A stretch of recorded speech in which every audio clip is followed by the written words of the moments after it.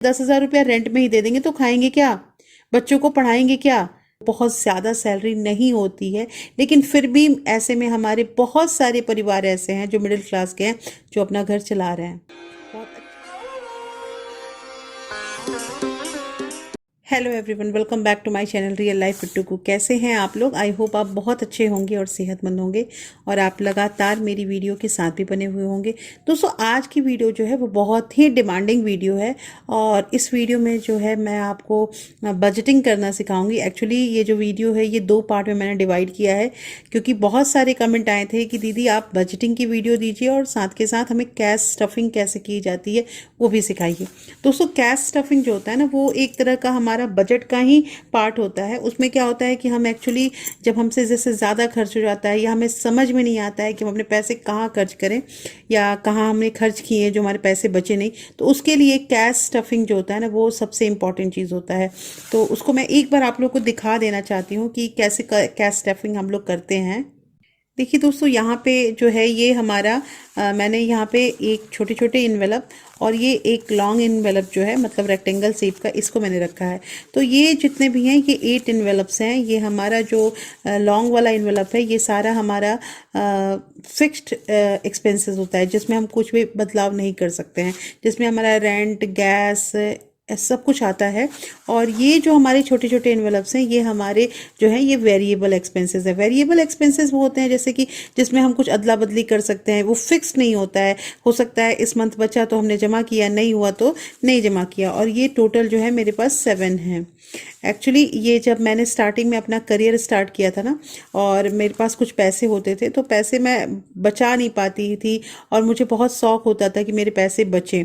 तो उसके लिए मैंने यही तरीका आजमाया था जो मैं आज आप लोगों के साथ शेयर करूंगी। तो आज मैं आप लोगों के साथ वही जो मेरा मेथड था, प्रीवियस मेथड, वही मैं आज आप लोगों के साथ शेयर करूंगी। तो आज जो है मैं हम इसमें इस वीडियो में जो है ये मतलब 25,000 की सैलरी लेके चल रहे हैं। 25,000 मैं अगेन आप लोगों से रिपीट करूंगी कि प्लीज़ 25,000 जो है वो बहुत ज़्यादा सैलरी नहीं होती है, लेकिन फिर भी ऐसे में हमारे बहुत सारे परिवार ऐसे हैं जो मिडिल क्लास के हैं, जो अपना घर चला रहे हैं, बहुत अच्छी तरह से चला रहे हैं। तो दोस्तों, यहाँ पे सबसे पहली चीज़ कि जब अगर 25,000 सैलरी है तो हम उसमें से क्या कर रहे हैं कि 25,000 ना लेकर, 25,000 ना लेकर 22,000 की जो बजटिंग है वो हमने करी है। इसमें 22,000 की बजटिंग करी है और ये जो सीधा सीधा 3,000 रुपये हमारा बच जा रहा है ये हमारे सेविंग में ही जाएगा। और जैसा कि मैंने अपने हर एक वीडियो में बताया है कि जो हम हैं पहले जो भी एक्सपेंसेस होते हैं वो करने से पहले हम सेविंग निकालेंगे। सेविंग अगर हम पहले निकाल देंगे ना तो हमारे पास पैसे इतने ही दिखेंगे। अब इन्हीं पैसों में हमें जो हमारा घर है वो चलाना है। तो पहले हम बजटिंग की बात करेंगे, फिर बीच बीच में मैं आपको एक एक टिप भी बता दी जाऊंगी कि कैसे कैसे करना है। फर्स्ट थिंग इज़ दैट कि दोस्तों 22,000 हमारी सैलरी अब यहाँ पे हो गई। और फिक्स्ड एक्सपेंसेस में मैंने किस किस चीज़ को कैटेगराइज किया है। First is rent. देखिए, पहले हम भी रेंट पे रहते थे तो मैं रेंट का जो है वो अलग से ही एक लिफाफा रखती थी और उसमें पैसे रखती थी। ग्रॉसरी, हाँ उस समय ये भी मैं कह सकती हूँ कि उसमें इतना ज़्यादा जो मैंने लंबा चौड़ा लिस्ट बनाया है ऐसा नहीं था। धीरे धीरे धीरे धीरे हमारा भी जैसे खर्च जो है वो बढ़ना शुरू हो गया। लेकिन स्टार्टिंग में जब मैंने इन्वेलप का स्टार्ट किया था ना दोस्तों, तो इतना ज़्यादा महंगाई भी नहीं था। तीसरी चीज़ हमारी है वेज एंड फ्रूट्स, जिसमें वेजिटेबल फ्रूट्स जो हम लोग वीक में 1 टाइम्स जाके शॉपिंग करते हैं, तो उसके लिए मैंने अलग से कैटेगराइज कर दिया है। अब यहाँ पे है गैस। तो गैस भी देखिए दोस्तों, गैस भी अनिवार्य चीज़ में ही आता है। विदाउट गैस हम कुकिंग कैसे करेंगे। अच्छा, उसके बाद फीस है। तो यहाँ पे मैंने फीस जो है वो भी 5,000 के अकॉर्डिंग रखा है। देखिए, रेंट पे मैंने 5,000 रखा है। अब यहाँ पे क्वेश्चन आ सकते हैं कि दीदी 5,000 में घर कहाँ मिलता है। हाँ बिल्कुल सही बात है, 5,000 में घर नहीं मिलता है, लेकिन जिसकी सैलरी ही 22,000 होगी और ये जो मैंने बजटिंग की है ये 2 मतलब बच्चों के साथ, मतलब टोटल जो है एक न्यूक्लियर फैमिली है, पति पत्नी और उनके 2 बच्चे, और उनके अकॉर्डिंग मैंने इसको सजाया है। तो दोस्तों यहाँ पे इसलिए यहाँ पे हम 5,000 ही देंगे। आपको ज़्यादा अगर मिल रहा है तो आप मैक्सिमम, मैं आपको बता रही हूँ कि अगर आपको 6,000 से ज़्यादा का घर मिल रहा है तो उस घर में बिल्कुल भी रेंट पे मत रहिए, अगर आपकी सैलरी 20 से लेके 25,000 के बीच में है तो। क्योंकि अगर हम 8,000 या 10,000 रुपया रेंट में ही दे देंगे तो खाएंगे क्या, बच्चों को पढ़ाएंगे क्या। आई बात समझ में? तो यहाँ पे यही चीज़ है कि 5,000 का मैंने यहाँ पे एक घर जो है वो लिया है रेंट का। ग्रॉसरी जो है वो हमने 3000 की निकाल ली है। हाँ, हालांकि ये बात सही है कि अगर 3000 की ग्रॉसरी हम एक महीने में लेते हैं ना, तो ऐसा नहीं है कि वो सारे के सारे यूज हो जाएंगे। वो हमारा जो है वो एक महीने से कम 10 से 12 दिन एक्स्ट्रा जाएगा ही जाएगा, जब घर हम चलाएंगे, मतलब कि हमारे हाथों में रहेगा सारा कुछ। तो उसके बाद दोस्तों वेजिटेबल एंड फ्रूट्स में, तो मैंने यहाँ पे 400 रुपीज़ जो है पर वीक के अकॉर्डिंग लिया है। तो 400 रुपीज़ अगर पर वीक के अकॉर्डिंग लेंगे तो 4 × 4 100 इज इक्वल टू 1600, मतलब कि पूरे मंथ में वेजिटेबल एंड फ्रूट्स में हमारे 1600 के करीब में खर्च होंगे। हालांकि ये बहुत डिफिकल्ट है, लेकिन मैं बार बार एक ही चीज़ कहूँगी कि जिनकी सैलरी 22,000 है वो तो अपना घर इसी में चलाएंगे। सेकेंड थिंग इज़ दैट कि दोस्तों इसके साथ गैस आ जाता है। गैस भी बहुत नेसेसरी चीज़ है, तो उसमें मैंने एक महीने का 850 रुपया रखा है, और मुझे पता है कि गैस इसी के लमसम में आता है। फीस जो है वो 5000 इसलिए रखा है दोस्तों, क्योंकि मान लीजिए कि यहाँ पे तो मैंने बोला ना कि 2 बच्चों के भी बजटिंग साथ में हुई है, तो दोनों बच्चे अगर पढ़ने वाले हैं और जो छोटा बच्चा है उसकी थोड़ी जो फीस होती है वो कम होती है, जो बड़ा बच्चा होता है उसकी फ़ीस जो थोड़ी सी ज़्यादा होती है, तो इसलिए इसको मैनेज करने के लिए मैंने यहाँ पे 5000 जो है वो बच्चों की फ़ीस में शामिल की है। इलेक्ट्रिसिटी जो बिजली का हमारा जो भी मतलब खर्च वगैरह होता है, वो भी हमें नज़रअंदाज नहीं करना चाहिए, और उसके लिए भी मैंने 600 रुपीज़ जो है वो अलग से निकाल लिया है। मिल्क के लिए मैंने 1800 रुपये जो है वो मैंने अलग निकाले हैं।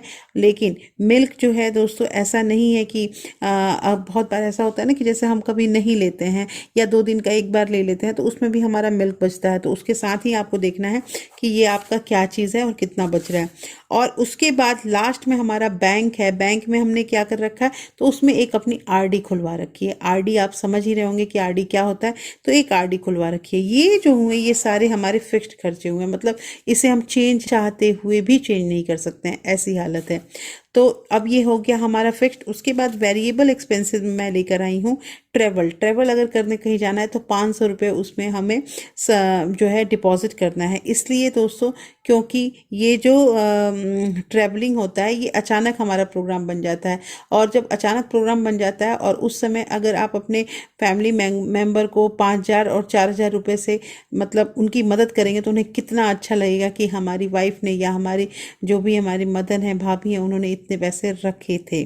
तो ट्रैवल में मैंने 500 रुपीज़ दिया है। फर्स्ट बर्थडे इट मीन्स कि आई हैव 2 किड्स, और जो मेरी पहली बेटी है उसका अगर बर्थडे आता है तो इसलिए मैंने फर्स्ट बर्थडे लिखा है, उसमें भी आपका 500 रुपीज़ जाएगा। सेकेंड बर्थडे जो है उसमें भी 500 रुपीज़ जाएगा।